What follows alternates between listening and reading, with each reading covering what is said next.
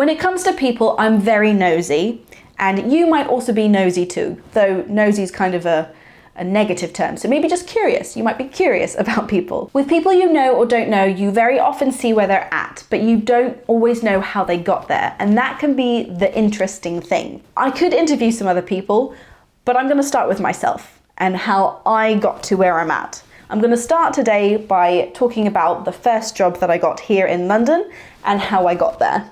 I had to really dive deep in the memory banks on this one, and my memory is notoriously bad, so I have my notes here and it's fairly accurate. I've even looked up past old emails, so we got this. So a tiny bit about me for context.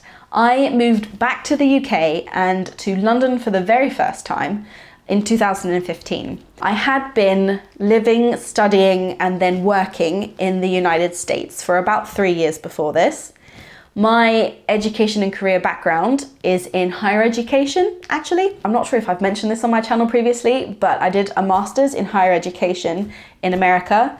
I worked at the University of Mississippi, I've worked at the University of Sydney in Australia, and so moving to the UK, I knew I was going to get a job in education. When I moved back, I didn't have a job here already waiting for me. My visa in America had ended, and that's why I moved back. So I had to start fresh, the job hunt from scratch. So when it comes to education, there are some specific places that I was able to look compared to just a general job hunt, because there are lots of general job searches that you can do, but there are also some specific education ones. You basically do the same thing, upload your CV, hope to be contacted, and you can try and search within their search results.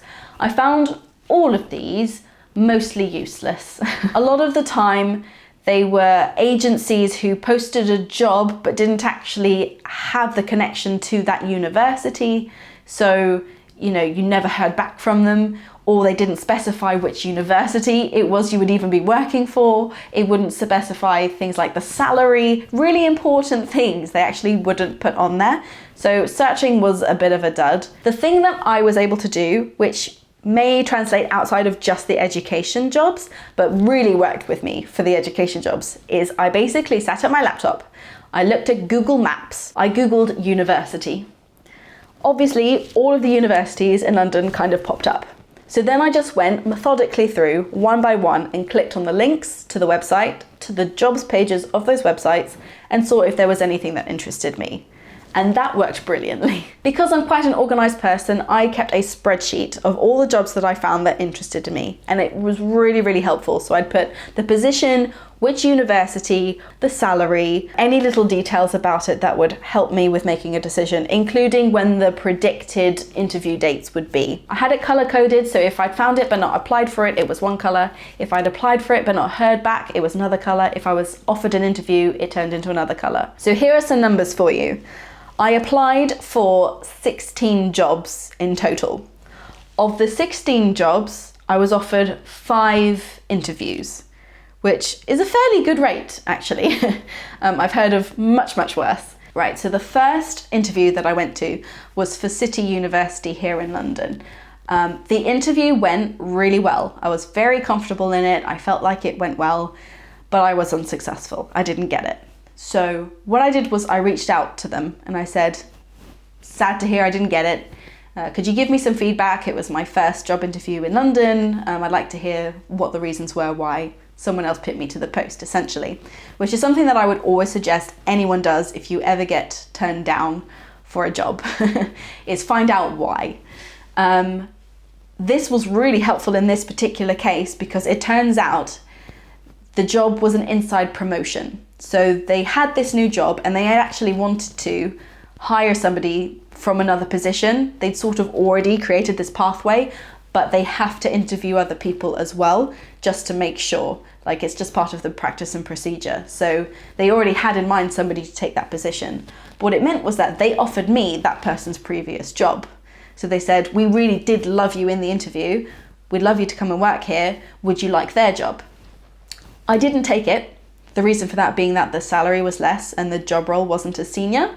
But as you can see, it's always good to go back and ask, why didn't I get this? Because something else might come out of it. The next 2 interviews I lined up for the same day. So they were at Imperial College London and at Goldsmiths University. So Imperial College London is currently ranked 9th in the world. The interview at Imperial, it did seem to go really, really well. One of the interviewers didn't seem very engaged with what I was saying or me, so I thought maybe with him I'd done kind of badly and I hadn't impressed them, even though I thought I'd done well with the others. But I still left feeling like generally I'd done quite well.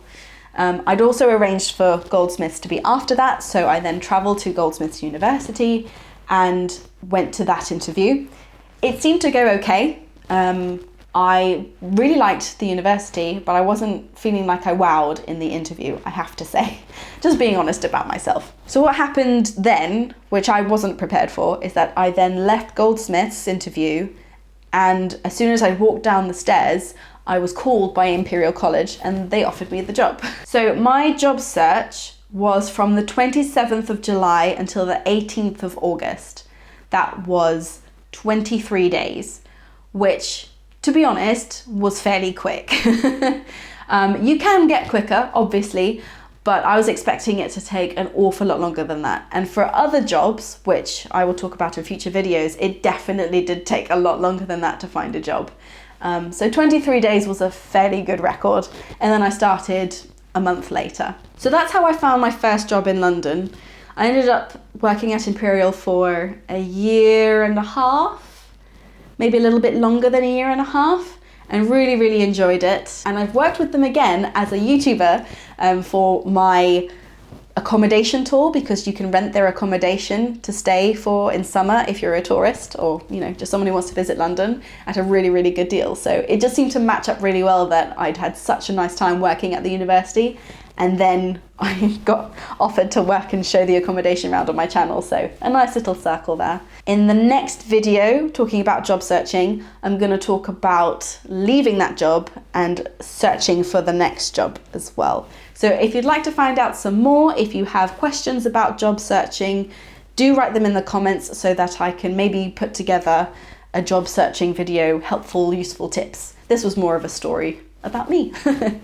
But I hope you enjoyed it, and I will see you again soon. Bye!